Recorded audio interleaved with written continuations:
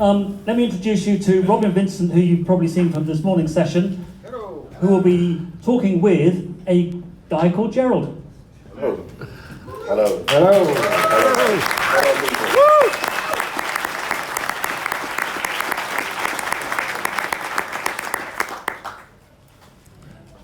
So basically, like what I'm going to show you is like how I would approach doing live. Well, it's kind of live in a way because it's sequenced most of it, but semi-live. Like, and also I've made everything so that I can go into a situation like, and I actually have done impromptu. I could just like jump in, and all I would have to do is give a stereo feed to whoever, preferably not to another DJ mixer. I mean, it would be nice to go to a line mixer or like a front of house desk or something like that.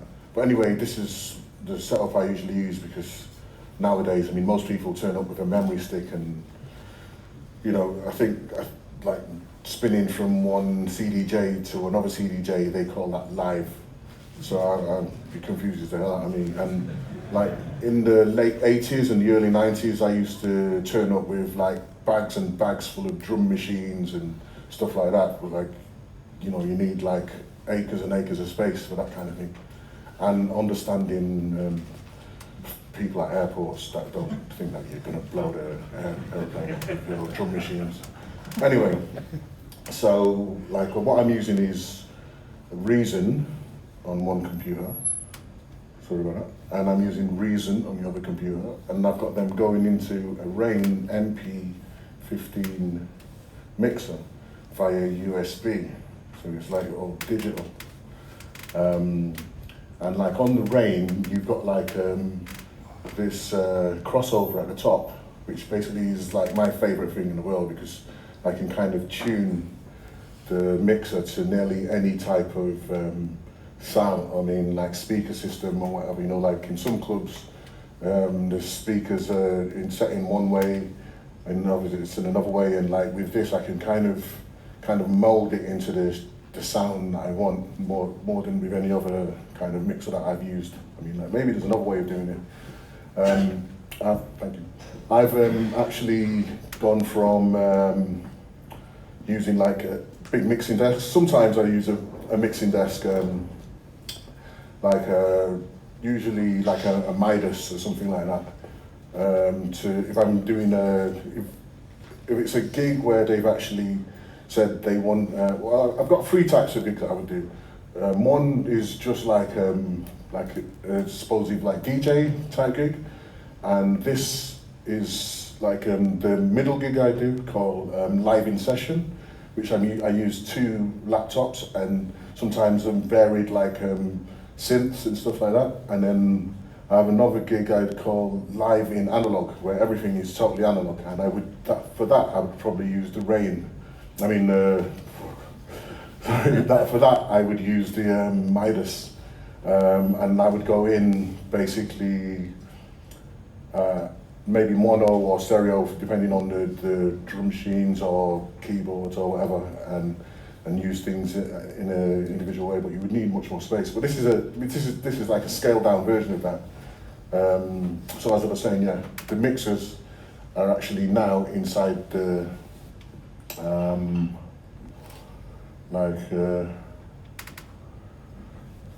the mixers are inside the computers. Yes, Gerald. Like inside the. Anyway, I mean, I'm trying to explain it, but I mean, this is what I can say is that this is something that has been kind of born out of me wanting to still do gigs, so it was like needs must kind of thing, it's something that I've over the years, I mean, I used to get laughed at by some people because I would turn up with an MPC 60 and like 5 Akai S950s or S1000s and think that was portable, and then someone would turn up with a laptop at the same time. I'm talking about like 2000, probably 2001, something like that. And I thought it was really cool because I sampled all my drum machines and I put them in the MPC 60, and I got all my strings and sounds in the samplers. And that was the future. Anyway, so this is what that's boiled down into, that situation. But there are some people that like want you to sweat, so they want all the knobs and bells and whistles and, you know. But like you could do similar things. I mean, I don't know, maybe I should try and play some stuff for you. I don't know, I'm not sure how. Yeah. Sick of hearing my voice. No. I could sing too, you know, do an a cappella. So let me see, what could we, I'll just play, I don't know if you're getting pictures of this. Yeah. Oh, okay. So anyway, I've explained Reason to you in a way. I mean, I know most people use Ableton, but I mean, it's great, it's a great machine. But like, I can't, you know, I'm a real idiot when it comes to computers. So I have to have something that looks like a recording studio. But yeah, I mean, I'm sure, and actually now you can get Reason as a plugin for Ableton, which is really cool. Let's see, I'm going to start this off. This has been automated actually already, but this is got noise.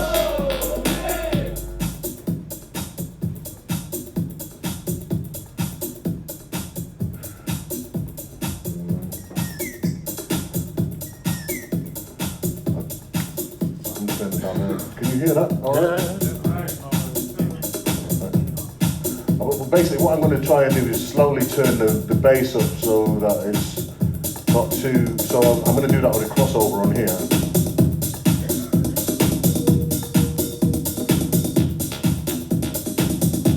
This track actually starts off pretty thin anyway, before it kicks in.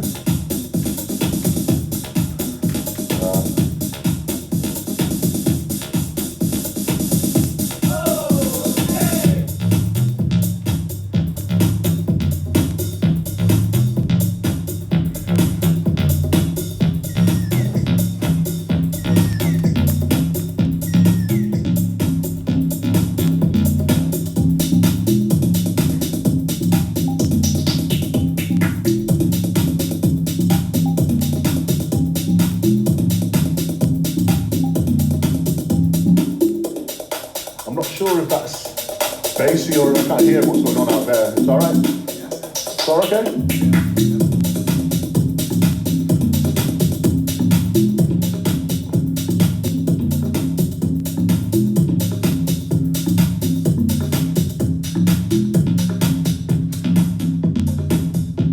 I'm not going to talk too much, but like, this is the kind of thing that I would do on a regular desk. I mean, get rid of the automation. Try not to spoil the groove though.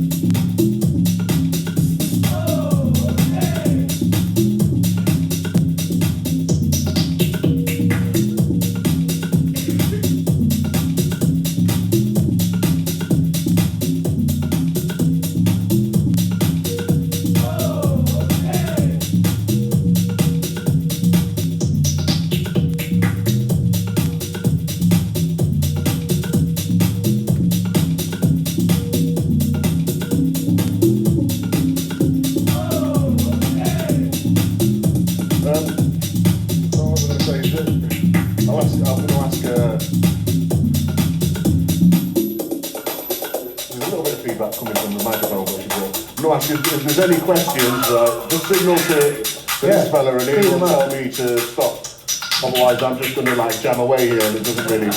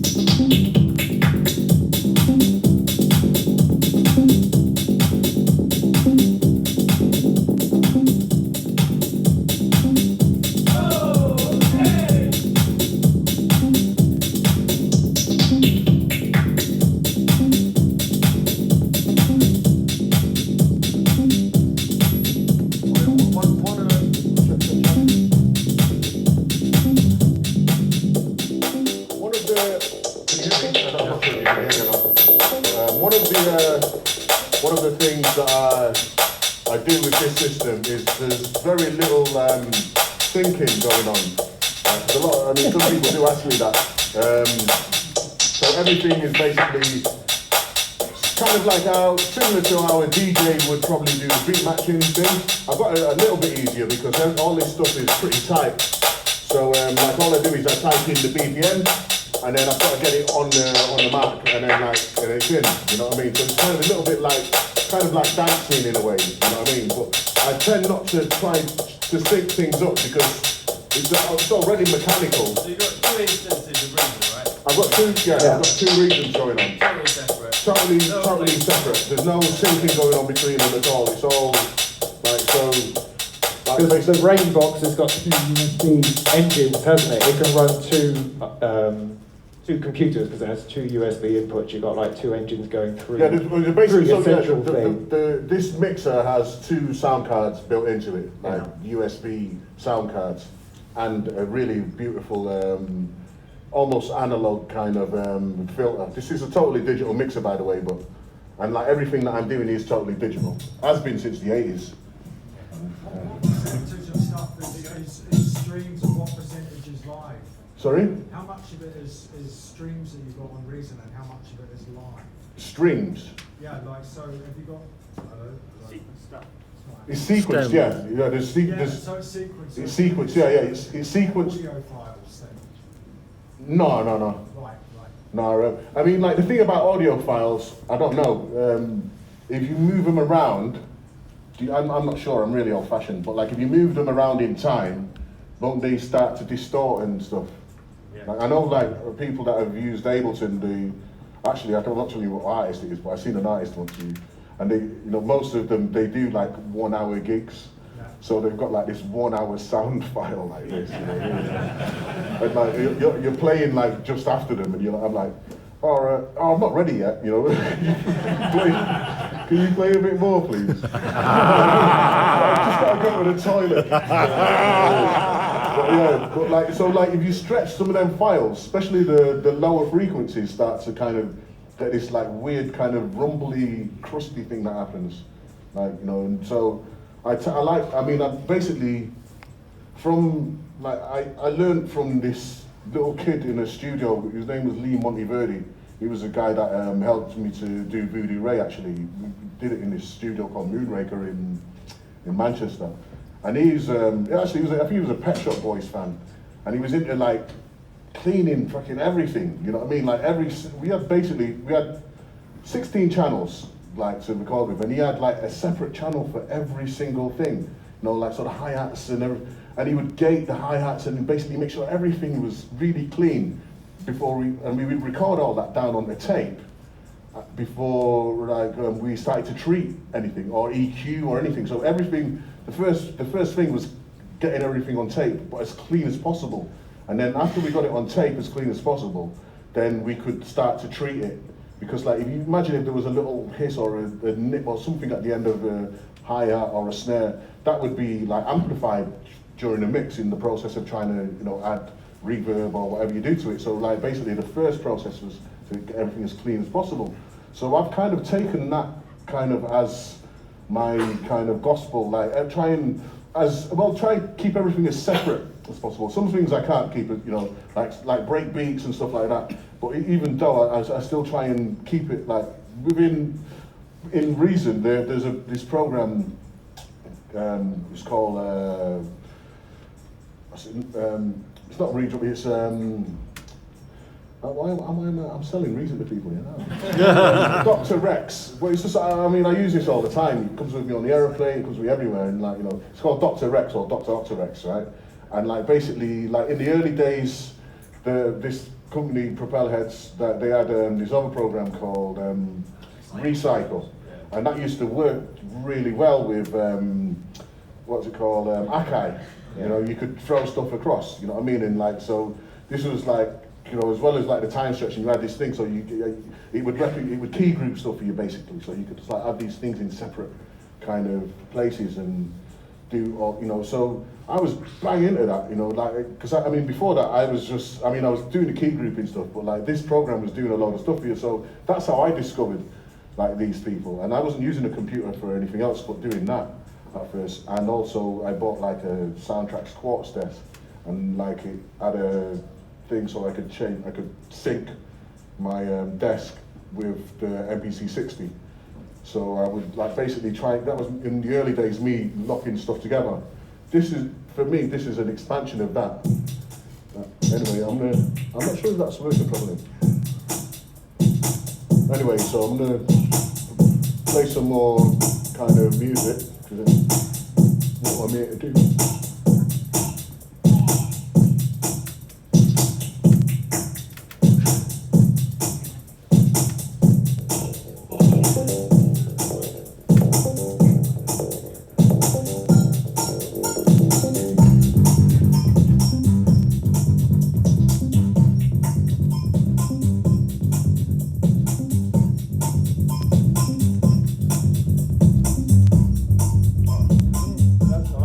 There we go.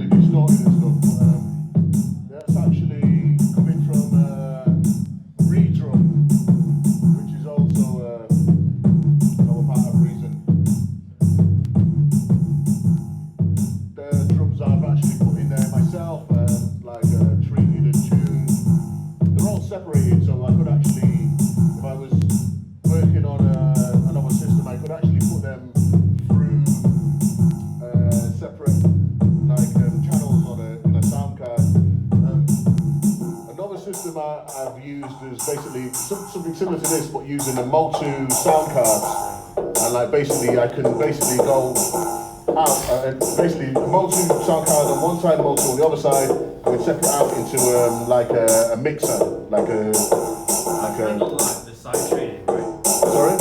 sorry, The side training, right? side chaining. Yeah, got to do a bit of that, right? You could do that inside the machine. Basically, I mean, like one of the things I used to dream about, and I'm still pretty old school. I mean, I know it's like this, but was I used to love that SSL desk. You know, it was like one of my dream was like to own one day, and then like this company who was one of the first, well, I think it was the first to give you like a 303 in a little box with the 808 and the 909 in that, actually did the same thing with the SSL. They put like a solid state logic, like kind of a clone of one kind of thing inside the thing. So you can actually tune and mess around and like gate each track separately and all this stuff. I think for me, the secret actually is separation. I mean, like, I know like I'm using like at the moment I'm using this desk this mixer saying like separation is the best thing, but like it's like needs must, and like and basically this system I could take on a flight with me. I could go from here to Australia. I've done it actually. Did a 5-hour gig, and then like a few days later, like came back and it was like, wow, you know, I was in Australia doing a 5-hour gig, and like basically everything just fits in one box, and like boom, you're there. And it's not stuff that looks too dangerous to the people at the airport. It's great. This is very much like a slimmed down version, isn't it? Because Yeah. I've seen videos of you with tabletops full of machines, whereas this is very much pulled together. This is like that light, Yeah. portable version of that. I mean, basically, you still keep the versatility. Yeah. Maybe I'm sure like you're losing something a little bit in sound, but like also, like it's hard to go from a jungle track into like an acid track or vice versa, just using that stuff. It's possible, Yeah. but like this way you can actually keep everything kind of flowing and on the right sound systems, you know what I mean. You can really get like a nice situation going on. I'm gonna stop this. Amen, because I know if you're not used to jungle, it's pretty annoying. Jungle is like one of the things that Jungle in is a few wicked. years' time they're going to go, wow, where did that come from? Oh yeah, that's from England. England? Where did that come from England? But it's like tea and sausages and all that. Anyway, I'm going to try a different track. I'm going to try and find a breakdown of Voodoo Ray that I've got in here, because that's the only thing that anyone really knows. So, where is that? Can you talk us through some of the other hardware and controllers and stuff? Yes, I could actually. Yeah, like this thing here at the front is there's some rolling stuff here too. Yeah. By the way, and the reason I use the rolling stuff is because like I've basically grown up using it, so it's kind of pretty familiar to me, like some of the things. And they've gone and made like these really, I mean, like I think they've done this for me, because I mean, like I was like, wow, you know, like the SH101 is like, it's pretty big and it's plastic and loads of things break off it and that.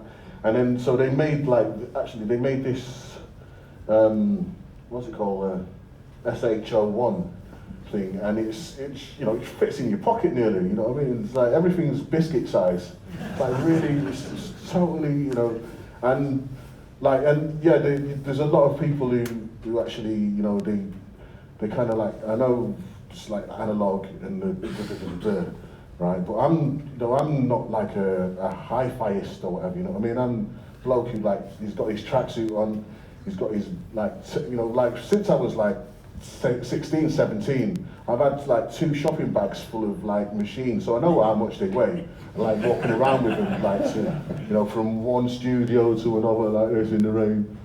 All right, man, how are you doing? So I know, you know what I mean? Like, I mean, in fact, anyone that's like banging all the analog and then like, you know, and they're sitting there and they're going, oh yeah, you know, it's like right? I would say, okay, there's 2 big bags full of equipment, like walk all the way from Rusholme to the Arndale in Manchester with these bags and get there in time and then set everything up and teach some people how to make acid house with them, you know what I mean? I say, do that every day, you know what I mean? And then, when they start going on about tape, I'll be like, okay, tell you what, there's a studio, like, I want you to do a track. Before you do the track, there's a tape machine. Before you do anything on the tape machine, I want you to like, de-ionize, like, the tape machine, without killing any of the tapes, and then cleaning it and everything else, and then you're gonna have to tune the actual machine so that everything is in line, and then I want you to put the tape on, then I want you to stripe it with Synthi, and now you can start your track. For 5 minutes. Oh, then you're gonna have to do another track. Actually, you're gonna have to do an album after that. So you want to do that after every single track. I want you to do that. It's like wax on, wax off. You know what I mean? And then like I'll be sat there with my laptop, like doing my tunes. I mean, I'm sorry, it's, you know, I don't want to start preaching, but like it's just after you've been through that a few times, you know, it's just, and it's about the quality of the music, you know. And I think, you know, okay, you know, like you sample some Stevie Wonder and, you know, and all these different producers, and, you know, people are like, oh, but it doesn't sound the same. It's because like they're toasting toast. It's like you're taking something that somebody's done and then you're putting it into a sampler and then you're looping it. And that's like, but like if you actually think of like, you know, what you could separate everything out, you know, find your own instruments, like be inspired by the grooves of like the masters and stuff like that, and then like actually make your own music, you know, like, or even just do a loop of one of their things, and then like, you know, just like mimic the strings and stuff like that on separate channels underneath it, but like just make sure everything's separated, and then treat it yourself. You know, I think there's no harm in like actually having a go at like just, you know, focusing on stuff, stereo imaging like all your things, like imagining like an orchestra or something, and going, okay, like I want the cello like there, and then like, you know, there's ways of using reverb to actually precision things like forward and backward and stuff like this, and you can do that on your phone nowadays. I mean, like, it's such a dream. It's like, this was something that I was trying to do. Like, I remember when I seen the first groove box, and I was like, wow, you know, I could actually, as soon as I get to the hotel, I can plug this in and like I'll be on my headphones. This is like, you know, I never want to come out of the room or something like that. And you know, it's like over the years, things have got to a stage where there's people who are producing the music and they don't even know they're born. You know what I mean? Seriously, there's like, you know, you could download like all this stuff for like practically nothing. Like experiment with like synthesizers that have 5 million patches, or you know, all these sounds, and you can actually change and make your own things. I'm not saying that that's the be all and end all, but it's actually, before you can actually get to the synth, you can actually understand like about like attack, decay, sustain, and release. And you can understand how to shape sounds yourself. You know, you can understand how to sample things, and you know, the class can be in your bedroom. You know what I mean? You had to like dream of like, okay, like how can I get enough money to get that synth and that sampler and that, you know what I mean? You go to someone's place and they're like, oh, I just downloaded this thing just to use the presets. I'm like, oh. Presets. Anyway, I'm just gonna play something. I'm just gonna play music. Sorry. I mean, I'm not sure if I'm coming across in any way or it sounds like anything, but like a lot of my war is that people don't actually realise how lucky they are with the stuff that they've got, and they kind of, I see a lot of complaining and like not as much kind of music. Yeah. Anyway, I'm going to play some more music and stop complaining. I've been told I should just play music and not say anything, say a word by people.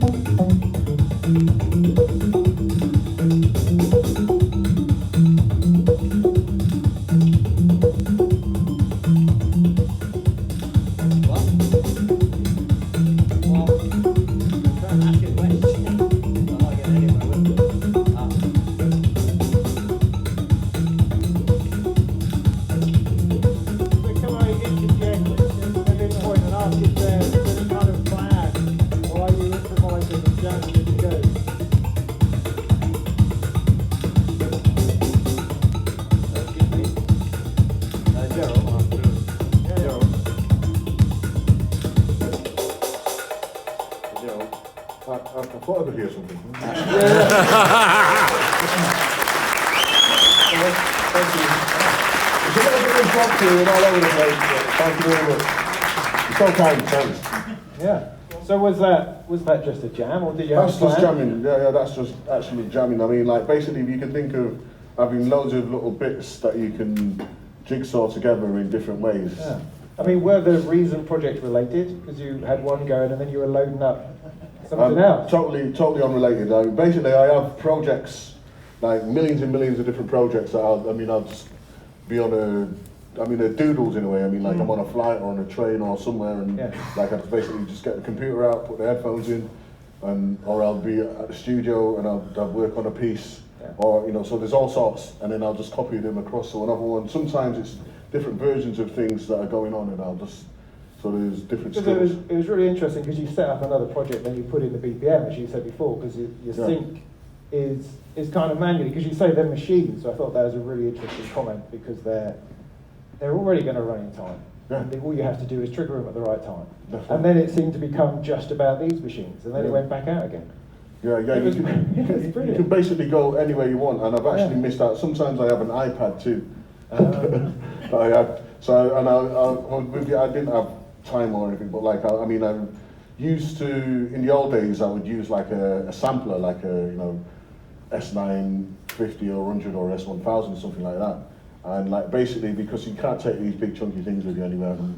So like basically I have it's just like a Apple whatever, and as I use like Tractor Touch or whatever it's called. Okay. So it's like really malleable, and I've just packed it full of like acapellas, right? And like a lot of the acapellas actually old classic songs that people have sampled anyway, so that I can find stuff that people are familiar with, and like there's just basically so like meanwhile stuff's running, I can like also throw a few samples in there, or even like an old track that someone might know, and just like do like a mashup re-edit of it over some of the stuff that I'm kind of creating. Keeps you busy,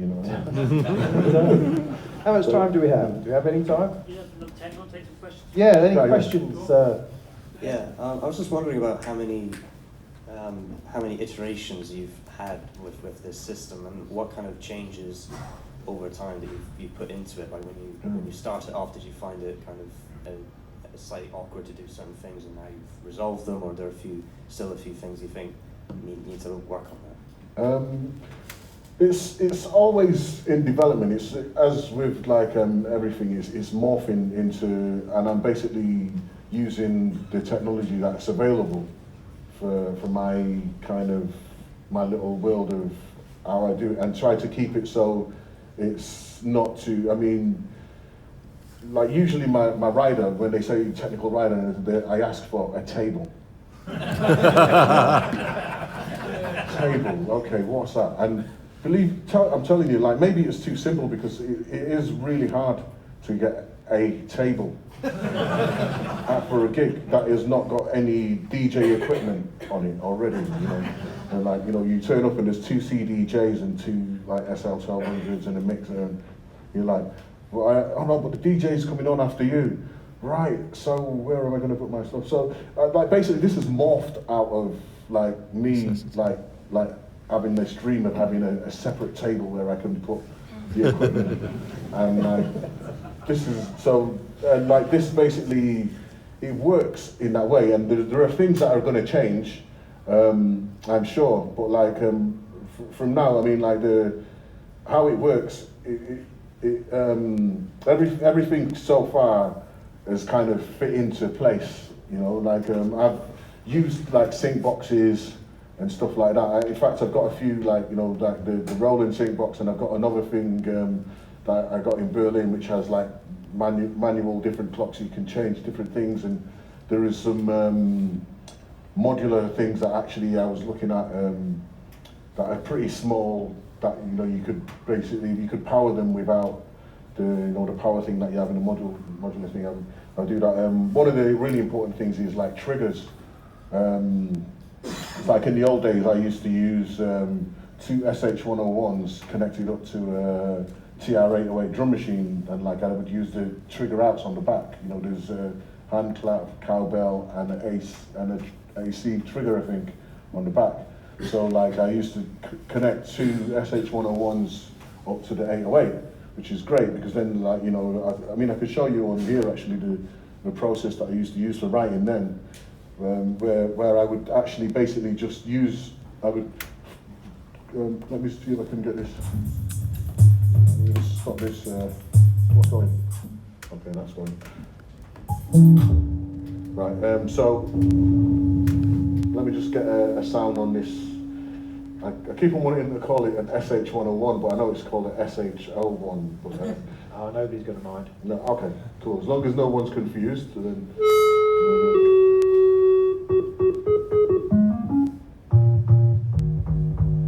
Basically, so what I would do, if you can imagine that this was an SH101 and that was an TR-808. So, like, what I would do in the old school days, I would have two of these triggers, like going into two different, you know, one into one machine, one into the other, and basically I would go to the trigger mode on the drum machine. Well, let me just turn the TV on for you now. So I would have, like, maybe the drum machine, I'll just try and keep that really simple, so it's just got the beat going.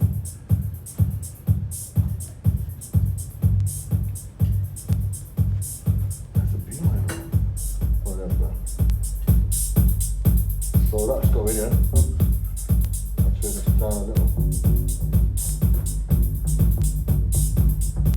Right, okay, and then there's a thing on here, I don't know if you can see that, it's called a sequence. And you basically, I would type in maybe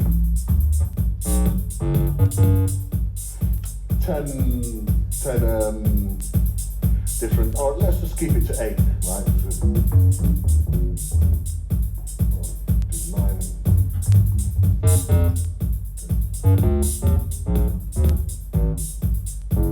Right, okay. And then on the drum machine, I would write in the actual triggers.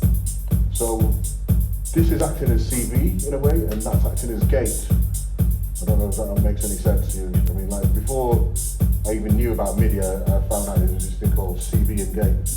But anyway, so, like, what I would do is, like, on the drum machine, there is a tap button, or you could actually step right. Usually because, like, you're on the fly, I would, like, maybe just tap out 8 things, but in a rhythm, and then, like, that would be the kind of like throwing the paint at the canvas in a way. I don't know if I'm explaining anything that anyone can understand. Yeah, we're with you.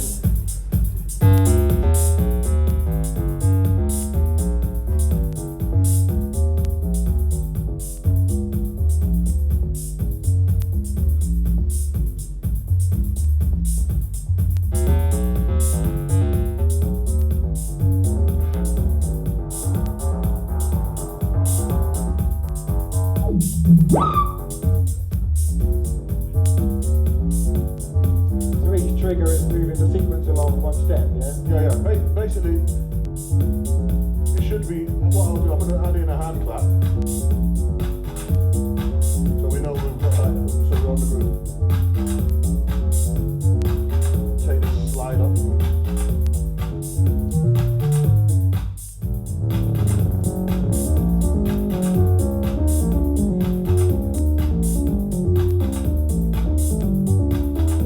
And then with that, I would like basically, that would be the basis, and then I would add some other like groove from the other sampler, I mean the other keyboard.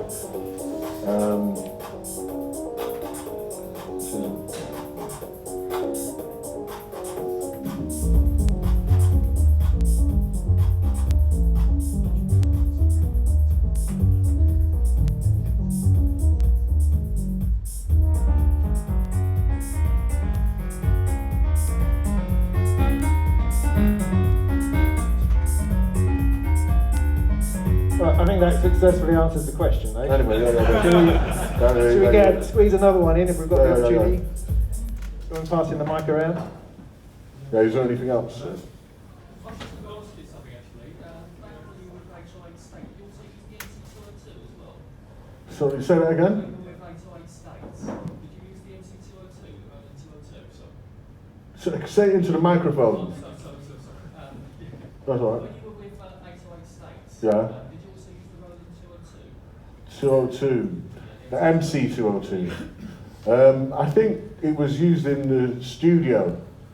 Yeah, and like I only ever did live gigs with, actually I think I maybe did two gigs with as 808 State. Before that we were called the Thermo Kings. Yeah, and we did some gigs around Manchester. I think we did maybe one at the boardwalk called 808 with 808 State. But yeah, we basically just used a load of like basically synthesizers. Yes, Like, you know, it was mainly all rolling stuff, and then like Martin Price, we would put him at the front with like a dummy keyboard. That Yeah. I always found with the 202, you could never get the sequence quite right. It would always run, and you'd have it sync to maybe the 909 or whatever, Yeah. and it would be perfect until it got to the 16th step, and all of a sudden it'd be out of time. Yeah, he would stop because it's got some weird situation on it where, I mean, I could never understand it, to tell you the truth. No, I sold mine. The machine. You know what? Somehow I lost one, but then I don't know. I found another. I moved into this apartment in Berlin, and there was one there that was really discoloured and smashed. Someone had left it there. Oh, right. Obviously, like they would. Yeah. And I was like, well, I'm gonna keep it anyway. You Yeah. know, like I was gonna make it into a clock or something, but like I didn't get round to it. And then I met this Polish bloke, I can't remember his name now, and he actually fixed things. And like, he was, like actually I didn't meet him, I met his mate. And like he like his mate was like my mate fixes stuff, and I was like, okay, well, if he can fix this, then like, you know what I mean, now, you know what I mean, I've got like a whole cupboard full of stuff for him. So anyway, I gave him that to fix, and he came back with like this. I thought he basically couldn't fix it, so he bought a new one or something, because it was shiny, and he wrapped it in plastic and everything. And this was like maybe 3 weeks later, and I was like, and I said, oh no, he's going to hit me with like some crazy price. Yes, and it was pretty reasonable what he charged me, and so I got him to fix like all my stuff, like everything that was broken. But yeah. It's a strange machine though. It is, yeah. I could never get my head around it, to be honest with you. I mean, like the 303, actually, there are that could be similar, but there are a few things that, you know, there are a few shortcuts, and once you learn the shortcuts, you can afford to be really lazy. But with the MC202, it was practically, it would stop. Yep. When you it was the quarter notes, wasn't it?